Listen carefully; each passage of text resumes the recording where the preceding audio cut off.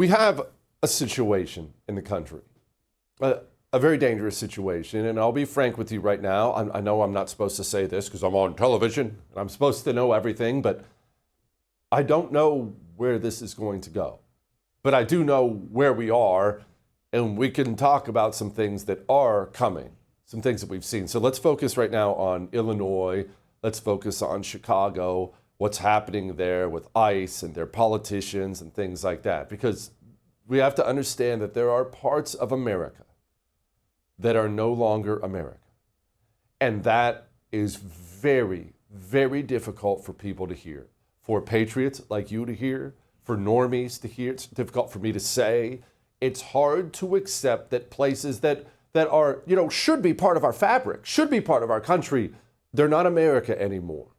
But there are places in America that are not America anymore. We have always had, red rural America, and urban America has always been more to the left, bluer America. That's something that has always existed, and that's fine. You can go on as a country.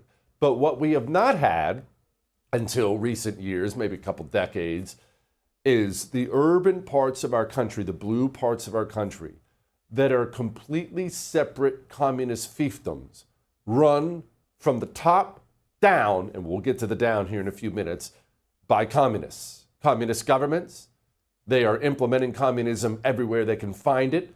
They are turning the animals loose on the streets to rape and murder people. We've not seen this before in the United States of America. You honestly, and I hate to even say this because I'm not making a comparison to the Civil War, but to go back to a country where we had separate countries here, you would have to go back to the mid-1800s. You would, where you just have states, areas that they're not the same anymore. They're separate places.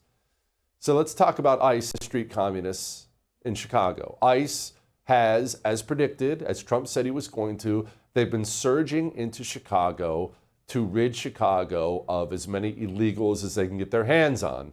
These communist hubs, as we just talked about, these are obviously the places where illegals are going to flock because they're places where they're not only protected, they are provided for. And remember, elite communists need the mass importation of disloyal foreigners. It is everything for them. So that's why you're seeing the Democrat Party nationally, statewide, and locally do everything they can to keep these animals here. And this is why these politicians in Illinois have been speaking like this.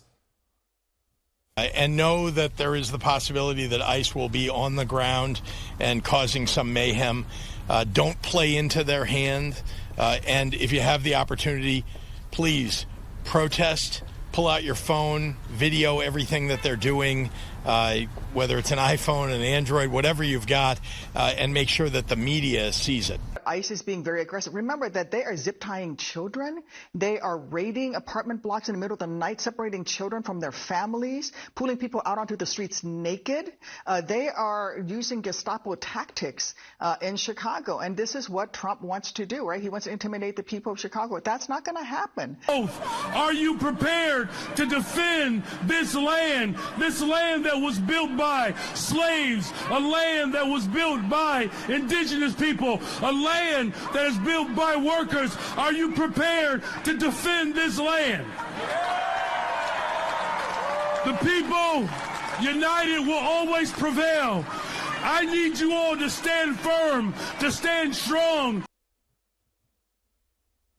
Are you prepared to defend this land, this separate land? And the people, the communists in Chicago, very clearly are prepared to defend this land. ICE in Chicago found themselves in a very, very dangerous situation as they were arresting and trying to deport animals. They were being followed. Their whereabouts are being leaked online. Their cars are being boxed in. We had one armed female say, quote, "Hey to all my gang, let's F those mother effers up. Don't let them take anyone." What happened from there? What happened from there is a situation we are very, very fortunate it did not turn out worse. You know what it is to be boxed in traffic by hostile vehicles? It's a technique that's been used by everyone from governments to militias to street gangs, mafia types. You have a car on the road, you may think you're safe, and you may be a little bit safe until there's a car ahead of you and a car beside you and a car behind you. Now you are no longer safe. Now you are trapped in a box and you can die, and this woman was armed.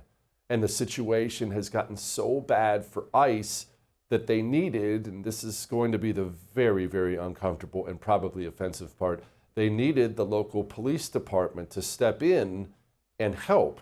They needed more people, they needed more guns. And so, how'd that go? Here's how it went. And wanted for the hit and run, this guy fled from the scene at 37th Place in Kedzie. It all occurred, started at I-55 in Kedzie, then they fled southbound at Kedzie, where that offending vehicle crashed. They ran the federal agent off the road.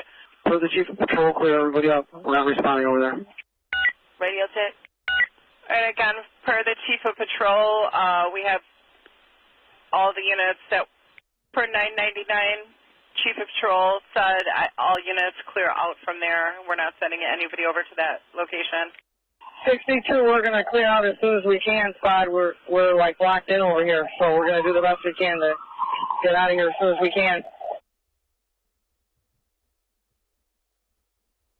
It's not just that the Chicago Police Department didn't help.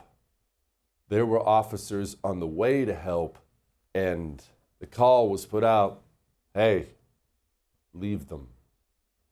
Leave them. And the Chicago Police Department did.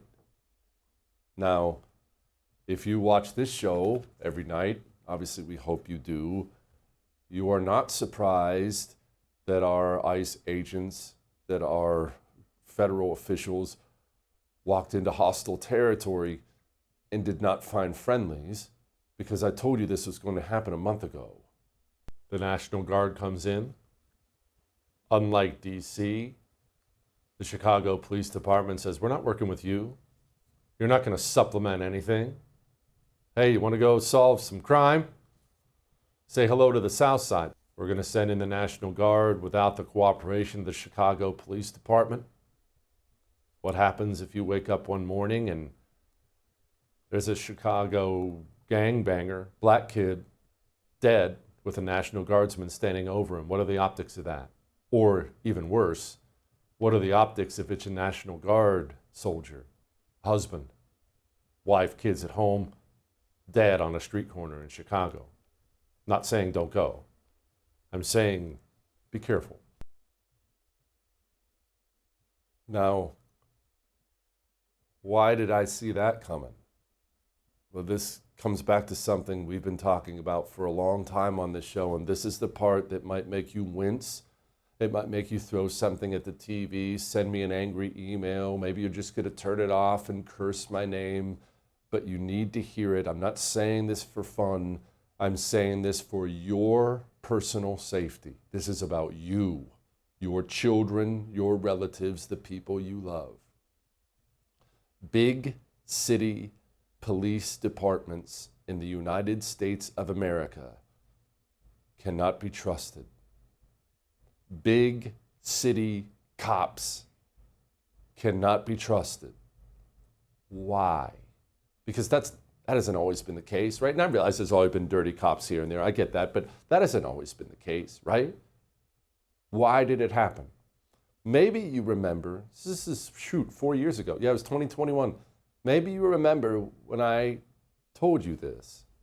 A concern I've had, and please tell me if I'm wrong on this, is that who you're going to lose are the best officers, the smart, talented people, because smart, talented people have options. They don't have to get dragged through the mud every day, and you're going to be stuck with a bunch of big city police departments that are full of turds, either inexperienced rookies or losers who can't do anything else, and then you are going to have a corrupt, bad police department because all the talent left.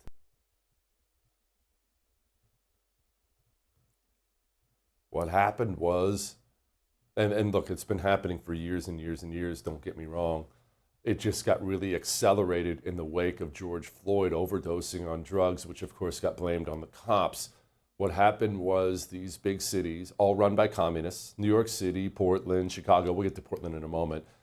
These cities, all run by committed communists, saw an opportunity to do what they'd always wanted, and that was side with the criminals and ensure criminals were set free. And so what did they do?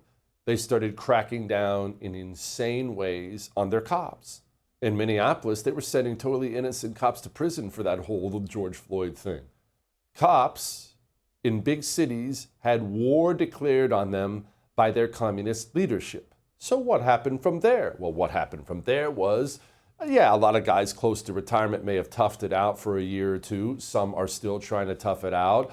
But the others, the guys, the good people who want to fight crime, they want to arrest bad guys, they either retired, switched professions, or they moved.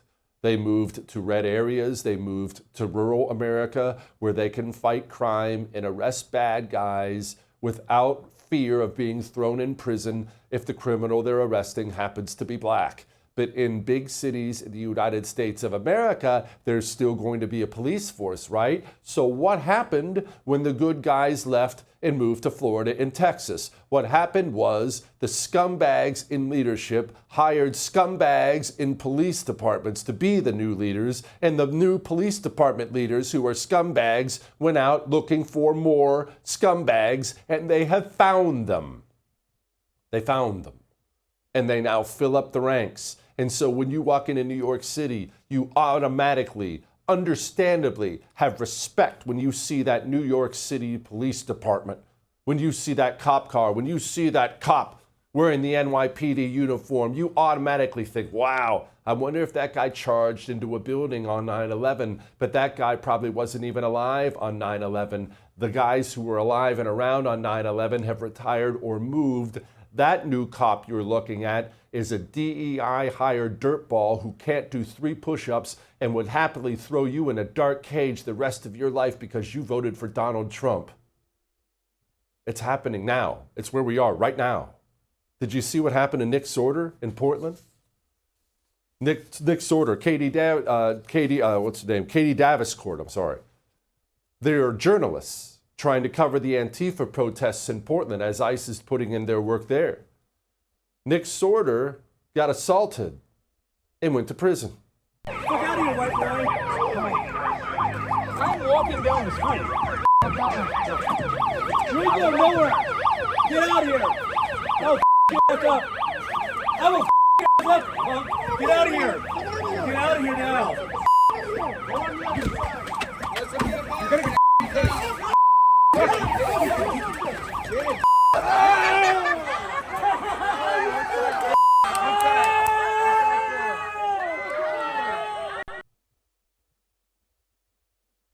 Guess who they arrested? Nick Sorter. Katie Davenport was just filming. Just a girl, a woman, small, just filming, not doing anything. Here's how that went.